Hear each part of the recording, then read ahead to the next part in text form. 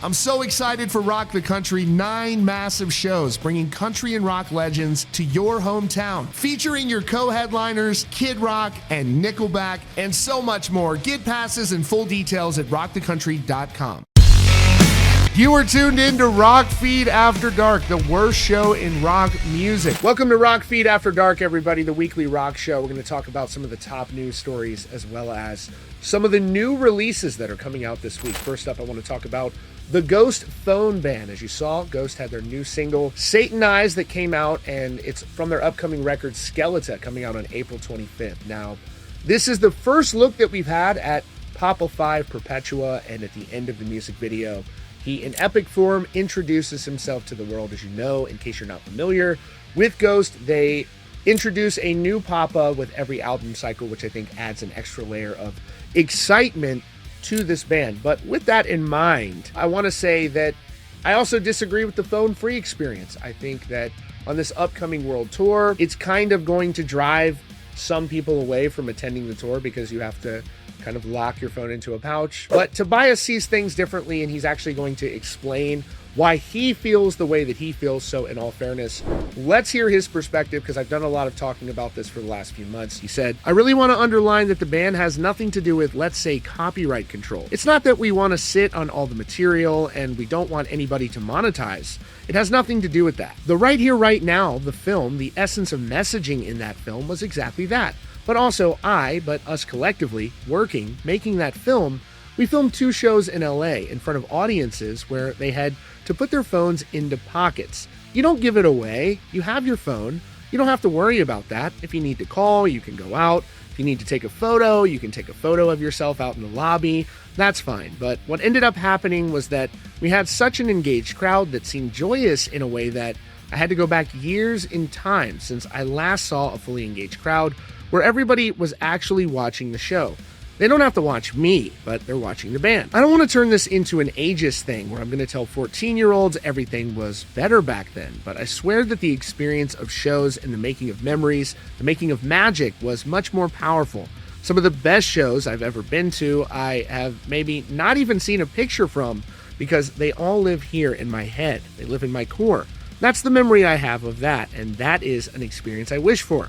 Obviously, the part of our crowd that are older and more aware, maybe this becomes a little bit nostalgic then, but I really believe that the younger portion of our crowd will, as they did in LA, come out saying like, that was not only a great concert, that was also an overwhelming experience, because I do believe that you will feel that. I do think that as an artist, he really is, really seeking that perfection from their live shows. So much of it, so much thought, so much effort goes into putting these shows together. So when he looks out into the crowd, I understand like being kind of bummed and disappointed if everybody's just like, oh, like looking at their phone and stuff.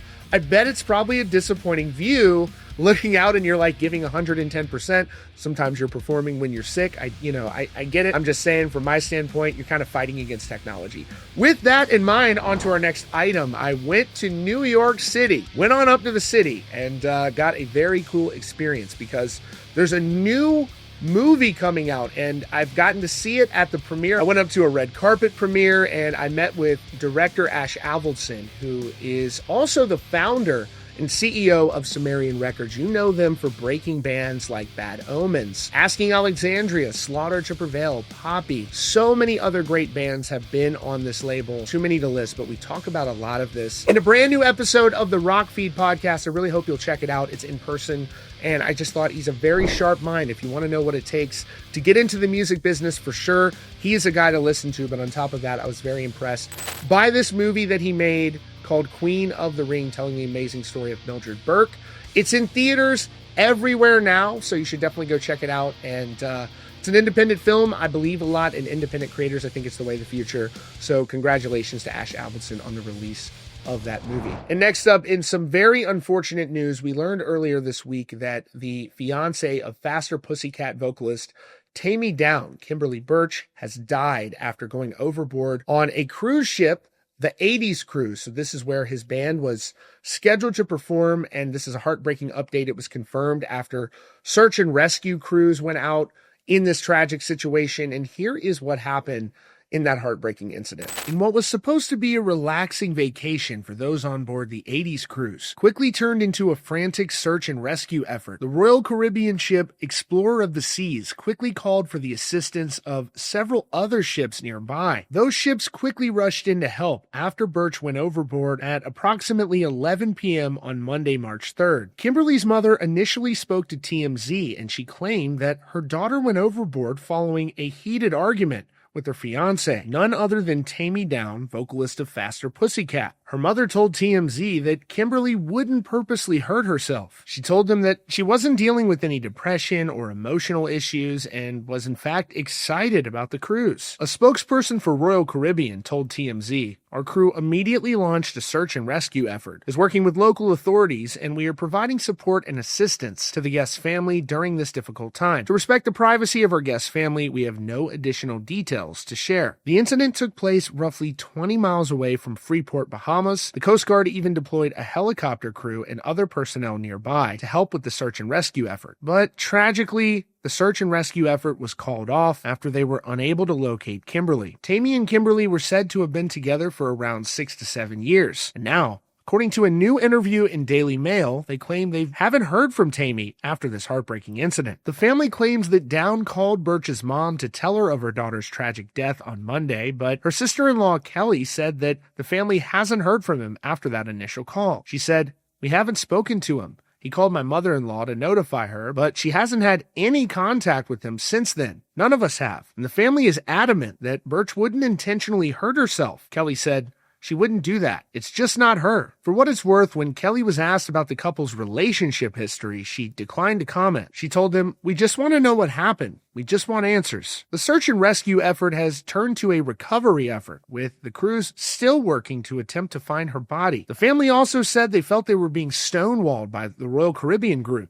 She said, "All we want is answers. We have had absolutely zero contact with the cruise company. We've emailed, we've called, and nobody has gotten back to us." She says the company's lack of communication is simply unacceptable. She told them, "I last heard from her about a week ago. She was looking forward to the trip." Very sad, such a heartbreaking thing to go through. My heart goes out to the family and her fiancé, Taime Downe. It's just a devastating situation. So really, really sad. And, everybody's on board this cruise to have a good time and to celebrate their vacation, and then this ends up being such a nightmare. So very, very sad. And next up, this is another unfortunate situation, this time with Puddle of Mudd vocalist Wes Scantlin, who made an appearance over the weekend for Daytona Bike Week. There are a ton of bikers who come down for that special event at Daytona. It's just filled with people, so there's a lot of concerts that take place, similarly with what you see with Sturgis, just a lot of rock shows and other genres as well coming down through there.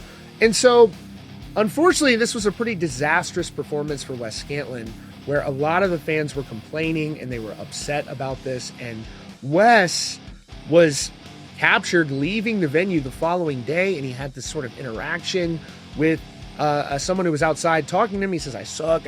And then he offers this bizarre explanation for what happened. And, Wes has had a lot of troubles over the years, unfortunately, so it's just been very sad. But this is unfortunately what occurred after that show. Concert goers sounded off in the comments of the Broken Spoke Saloon's post about the show. One fan wrote, "I feel bad for the band to have to play such good instruments while Wes just stumbled and rambled about Fred Durst on stage. Good work. Amazing performance put on everyone but Wes." This attendee said, "I'm so glad that was a free show. I'd be pissed if I spent my money to see that terrible show. We left after 4 songs. When the band trashed the opening song and the singer kept joking about it, I knew it was going to be a shit show." Broken Spoke Saloon themselves said they will no longer be inviting Puddle of Mudd back to their venue after the disastrous performance. This fan said, "What generosity Wes has is all for a great cause and all that. But unfortunately, it's overshadowed once again by his blatant and continued lack of respect for himself, bandmates, venues, and fans. And he comes back to Daytona for the second time in almost 10 years and makes a mockery out of his own gig. It's obvious that rehab doesn't work for him yet. As a repeat offender, it's not even a shame anymore. Gotta find a better way. Man, you're running out of chances. Get humble instead of humiliated, dude." And the venue themselves replied, saying, "Well said. We believe in second chances. We at the Broken Spoke do our best to bring good, strong bands for free concerts. We were very disappointed in Wes's performance. They will not be back to our venue. So this is from cashforharleyparts.com, and they caught up with Wes outside of this venue and got somewhat of an explanation from him about all of this. The great Wes Scantlin from Puddle of Mudd. We're at the Broken Smoke. He performed last night, and Wes, tell us about the show last night. I suck, and I suck, but I was roofied. He was roofied, it wasn't Wes's fault. My old bass player, Sean Salmon, roofied me last night. And he's on his A game So today. he can go f his ass. He's going to do a great show, the next show we're going to be at. Love you, Wes. Where's he going?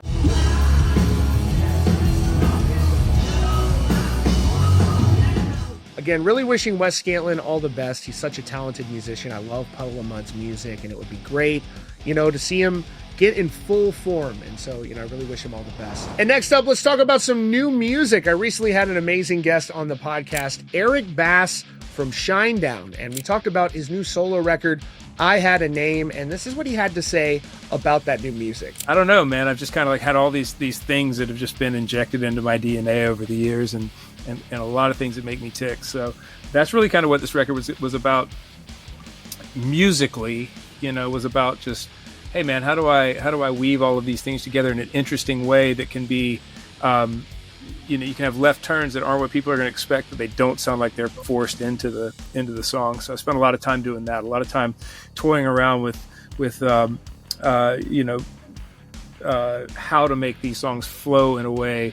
A song like Modenheart, where it's kind of in and out. It's like it's super heavy and then it drops into this piano thing. I do that a few times on the record. And we've been having some amazing guests on the podcast. I also recently had Mike Kroeger from Nickelback to talk about the band's incredible appearances coming up at Rock the Country. So excited about that. Really cannot wait for this show to take place. And interestingly enough, he gave me an update on the future of Nickelback.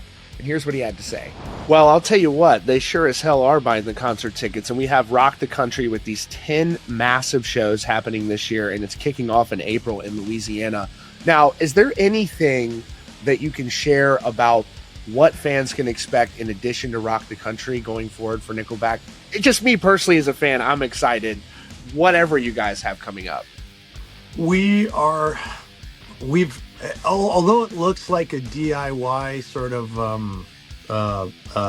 like a poster child for DIY, and like we know what we're doing all the time, we don't know what we're doing all the time. And right now we are not sure exactly what is next. We're talking about getting in the studio and recording, but we're trying to come with some kind of a different idea than just write an album, record an album, go on the road, repeat cycle. We're trying to come with something a little bit different, and being that we've got 10 albums out there, we're kind of just pumping the brakes a little bit, and just there's no hurry. There's no hurry. We're gonna do it when it feels right and not before. And the same thing, it goes to when we release things. We made a rule a long time ago that we have a choice to release an album on time or an album when it's ready, and we've always chosen to release the album when it's ready. Rushing something half-hearted or half-baked is not going to happen with this group. I love that. And it's so, you said, there's not like, it's not something that you guys have really meticulously planned. And in the documentary, I thought that was funny. It's like you and Chad shooting pool and you're like, bro, like, what do you think we should do next? And I'm like, wow, they really are that kind of like, just, let's see what we want to do next. And I think that's really cool. And, what are your thoughts on, you guys have put out many albums. Are you thinking about maybe going to what so many artists are doing? And I think, for the selfish fan in me, I think you probably get music with more frequency this way, and maybe the artist is able to focus more. But, what do you think of kind of the singles model as opposed to the album release? This is exactly where we are. Like you were talking about that moment where we're shooting pool. What's next? What are we going to do? That's where we are now. We're just around a pool table. That's the only difference is there's no pool table. But aside from that, we're at the same, what the hell are we going to do next part here? And we're still trying to figure that out. So As much as I love to tell you, it's going to be as much a surprise for us as it is for everybody else, because we still haven't decided yet. And also, I got to shout out my boy Sam in Architects. Their new record, The Sky, the Earth, and All Between, went to #3 global album releases in the entire world on Spotify's chart. So this is the first data I'm seeing for this record, but it's one of my favorite. You know, I think it could be an album of the year candidate. It's a phenomenal record produced by Jordan Fish. Definitely check it out. Definitely support this new album. We also got some cool news that Spineshank is coming back to celebrate the 25th anniversary of The Height of Callousness, and they are performing alongside the Union Underground on this tour. I've got the dates up on your screen, dude. I love Spineshank. I love what they're doing, and it's great to see them coming back, and hopefully we'll have some more news about Spineshank coming up in the near future. And now let's celebrate the new records that just came out a short time ago. The show comes out every week. I'm going to try to do it every week around the time that all the new music is dropping so we can celebrate it. This is your Rock Feed After Dark, after hours party every week to celebrate new music. 2 great new records to check out. You've got Whitechapel with Hymns of Dissonance coming out. Always love Whitechapel. Go see their tour that's coming up. They are such a great band, so heavy, going strong for so many years. Very, very cool. I also love the charitable work that they do every year. They have this cool concert in December where they give back to the community. They take care of our furry friends. So I just have always loved Whitechapel, such a fan of their work. Also, the new record from Spiritbox, their sophomore album, Tsunami Sea, is now out everywhere now. They've been releasing some fantastic singles. You also have Courtney, that hilarious red carpet moment recently where she was mistaken from Poppy. She had such a great response to that. So check that new album out and check out the official Rock Feed playlist at the link in the description. And that is your latest update, Rock Feed After Dark. Let me know what you think of this. Always trying new ideas. Thought this would be fun. As always, thanks so much for being here. If you're new here, if you only watch Rock Feed After Dark, hit that subscribe button. Really appreciate it. Talk soon.